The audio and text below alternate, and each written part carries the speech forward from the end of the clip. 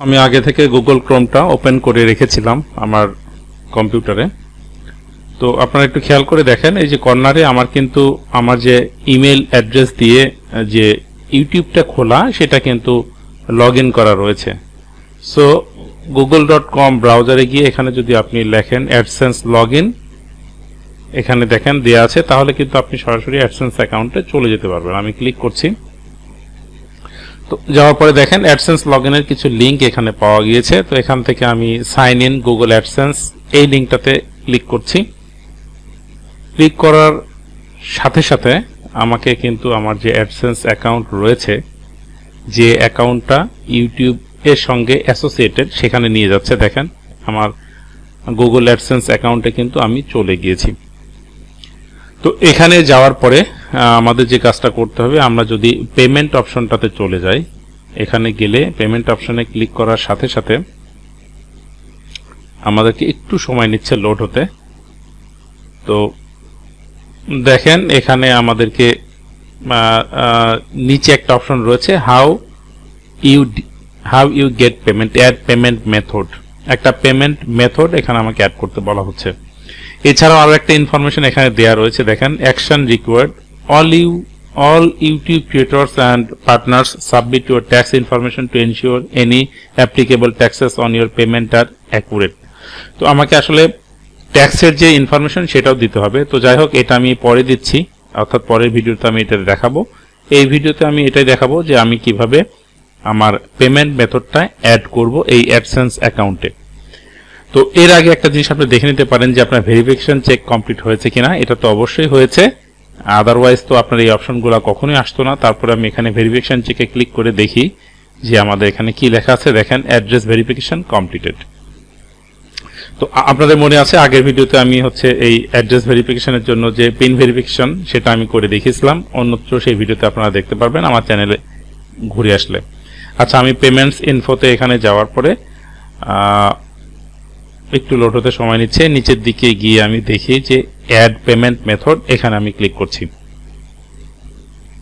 আচ্ছা, add payment মেথডে click করার পরে এখানে দুটো অপশন এসেছে দেখেন আপনারা। একটা হচ্ছে যে add new wire transfer details, add new check details.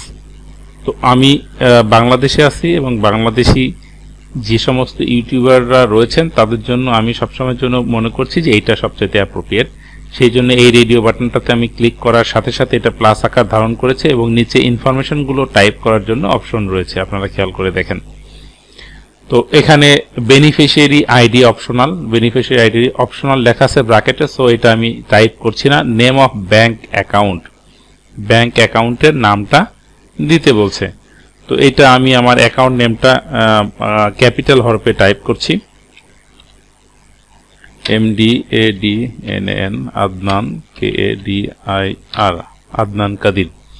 আমার ব্যাংক অ্যাকাউন্টের নেমটা রয়েছে এরকম, আমি লিখলাম। এরপর রয়েছে ব্যাংক নেম। তো ব্যাংক নেমটা আসলে আপনারা টাইপ করে লিখতে পারেন অথবা কোনো ওয়েবসাইটে ব্রাউজ করে সে ব্যাংকের নামটা যথাযথভাবে সেখান থেকে কপি করে নিয়ে এসে পেস্ট করে বসা দিতে পারেন। তো আমি এখানে ইসলামী ব্যাংকের যে ওয়েবসাইট সেখান থেকে নামটা নিতে চাইছিলাম। তো আমি একটু ক্লিক করি, তারপরে গুগলে গিয়ে ইসলামী ব্যাংক আমি যদি ক্লিক করি তাহলে দেখেন ইসলামী ব্যাংক বাংলাদেশ লিমিটেড এই যে লেখাটা চলে এসেছে। তো এখান থেকে আপনি ইচ্ছা করলে এটা কপি করে নিতে পারেন। আমি কপি করে নিচ্ছি, টেক্সটটা কপি করছি, লিংক না, কপি করে আমি এখানে এসে ব্যাংক নেমের জায়গায় এটাতে বসায় দিচ্ছি কন্ট্রোল ভি দিয়ে, ইসলামী ব্যাংক বাংলাদেশ লিমিটেড। এরপরে সুইফট কোড দিতে বলা হচ্ছে। তো সুইফট কোডের ক্ষেত্রে এই ব্যাপারটা আসলে খুবই ইম্পর্টেন্ট, বিশেষ করে যারা ইসলামী ব্যাংকে, আমি অবশ্য আজকে এই ভিডিওটা তৈরি করছি ইসলামী ব্যাংকে যারা সুইফট কোড বসাবেন তাদের জন্যই। সুইফট কোডটা অবশ্যই আপনারা, আমি বলবো যে ব্রাউজারে গিয়ে কপি করে নিয়ে এসে বসান। তো আমাকে অনেকে জিজ্ঞেস করেছেন ফোনে যে স্যার এখানে যে সুইফট কোডটা দিব সেই সুইফট কোডটা আমি কোথায় পাবো, বা আমি তো এজেন্ট ব্যাংকিং থেকে, মানে ইসলামী ব্যাংকের এজেন্ট ব্যাংকিং এ অ্যাকাউন্ট করেছি, আমি কি তাহলে এখানে বসাতে পারবো? হ্যাঁ, আপনি এখানে বসাতে পারবেন। তো সেই ব্যাপারটার জন্য আমরা একটু ডিটেলসে বোঝার জন্য আমরা সুইফট কোডগুলো যেখানে পাবো ইসলামী ব্যাংকের সেই লিঙ্কটিতে আমি চলে যাচ্ছি। আপনার লিঙ্কটা কিন্তু এখানে থেকে আপনারা দেখে কপি করে আপনাদের ব্রাউজারে টাইপ করে এখানে যেতে পারবেন। আমি সেই জন্য এখানে এই যেটা দিয়ে রেখেছি, আমি যেভাবে গিয়েছি।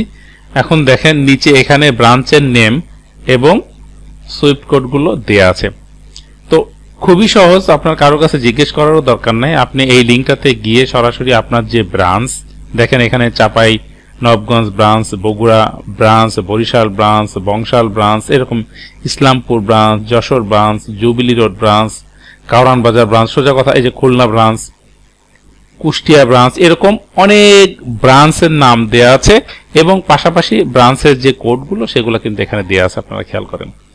তো কিছু সমস্যা হচ্ছে যে বিশেষ করে যারা আপনারা হচ্ছে হয়তো এজেন্ট ব্যাংকিং অফিস থেকে অ্যাকাউন্ট খুলেছেন, তারা কিন্তু বিপদে পড়ে যাচ্ছেন এই জন্য যে তারা কিন্তু এই সুইফট কোডগুলো পাচ্ছেন না। তাহলে আপনারা কি করবেন সেক্ষেত্রে?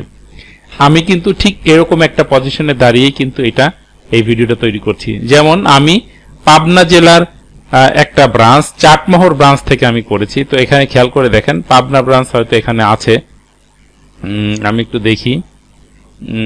এই যে পাবনা ব্রাঞ্চের সুইফট কোড দেওয়া আছে, কিন্তু আসলে আমি যে ব্রাঞ্চে থেকে অ্যাকাউন্ট খুলেছি সেটা কিন্তু পাবনা ব্রাঞ্চেরও নয়। পাবনা জেলার একটা ব্রাঞ্চ রয়েছে, পাবনা জেলার একটা থানা পর্যায়ে ব্রাঞ্চ রয়েছে চাটমোহরে। তো চাটমোহর ব্রাঞ্চেরও কিন্তু সুইফট কোড নেই। তো সুইফট কোড যে প্রত্যেকটা ব্রাঞ্চে থাকতেই হবে এমন কোনো কথা নেই, কিন্তু ব্যাংকের ইন জেনারেল যে সুইফট কোডটা সেটা আপনি কিন্তু দিতে পারেন, তাতে কিন্তু কোনো রকম অসুবিধা নেই। তো ইসলামী ব্যাংকের যে সুইফট কোডের যেটা ইন জেনারেল মানে সবাই ইউজ করতে পারবে, যাদের ব্রাঞ্চে কোড নেই তারা কিন্তু সেই কোডটা ইউজ করবেন। তো দেখেন এখান থেকে আমি প্রথমে যে কাজটা করতেছি পাবনা ব্রাঞ্চের এটা একটু কপি করে নিচ্ছি, নেওয়ার পরে আমি এখানে যাওয়ার পরে এটা আমি কন্ট্রোল ভি দিয়ে পেস্ট করে দিচ্ছি এবং এই 115 এই কোডটাকে আমি কিন্তু মুছে দিচ্ছি, কারণ ইসলামী ব্যাংকের ইন জেনারেল সুইফট কোড কিন্তু IBBL, তারপরে BD, তারপরে DS, অর্থাৎ এইটা দিলেই হবে। তো ইসলামী ব্যাংকের প্রচুর শাখা রয়েছে, তারপরে এজেন্ট ব্যাংকিং শাখা রয়েছে, কিন্তু সব ব্রাঞ্চে যে সুইফট কোড থাকতে হবে এমন কোনো মানে নেই এবং তারা এই সব ব্রাঞ্চে সুইফট কোড চালু করাটা অনেক ক্ষেত্রে সম্ভব হয় না। তো আপনি যদি এজেন্ট ব্যাংকিং অফিস থেকে খুলেন একেবারে রিমোট এরিয়া, সেটা ইউনিয়ন পর্যায়ে বা গ্রাম পর্যায়ে হতে পারে, এখন পৌঁছায় গিয়েছে ব্যাংক, তো সেখানেও আপনি আপনার অ্যাকাউন্ট নাম্বারটা আপনি দিবেন এবং সুইফট কোডের ইসলাম ব্যাংকের সুইফট কোডের ক্ষেত্রে এই যে ইন জেনারেল যে অংশটুকু সেটুকু দিলেই কিন্তু আপনার চলবে। তো আমিও সেটাই দিচ্ছি, কারণ আমি আমার যে অ্যাকাউন্টটা খুলেছি সেটা কিন্তু একটা এজেন্ট ব্যাংকিং অফিস থেকেই ইসলামী ব্যাংকের। আচ্ছা যাই হোক, এরপর আমাকে অ্যাকাউন্ট নাম্বারটা দিতে বলা হচ্ছে, অ্যাকাউন্ট নাম্বারটা আমি দিচ্ছি। এটা কিন্তু খুব সতর্কতার সহিত আপনারা টাইপ করবেন যেন কোনো রকম ভাবে ভুল না হয়, প্রয়োজনে 2 বার রিচেক বা 3 বার রিচেক করে নেবেন। আমি আমার নাম্বারটা লিখছি,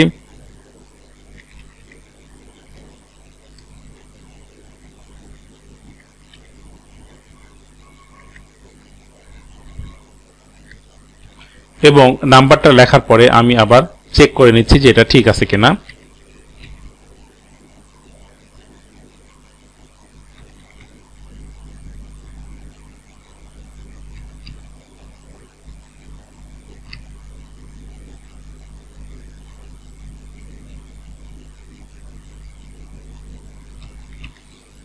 আচ্ছা, চেক করা হয়ে গেলে আপনি যে কাজটা করবেন, এখানে রিটাইপ করতে বলা হচ্ছে।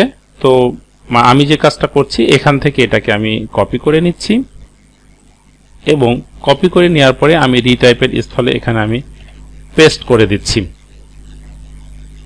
করে দিচ্ছি এবং আমি আপনাদেরকে বারবারই বলছি যে এই ব্যাপারটা আপনারা অবশ্যই খুব সাবধানতার সহিত করবেন। আমি এই কারণে সাবধানতাটা মেনটেন করার জন্য আরো একবার চেক করছি।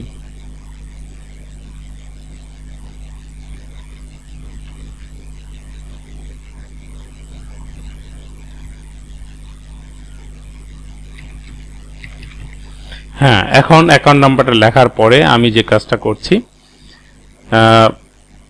নিচে এখানে টিক মার্ক সাধারণত দেওয়া থাকে, যদি না দেওয়া থাকে আপনারা টিকমার্কটা দিয়ে দিবেন। Set as primary payment method, এটাকে আমি সেভ করে দিচ্ছি। তো এটা সেভ হয়ে গিয়েছে।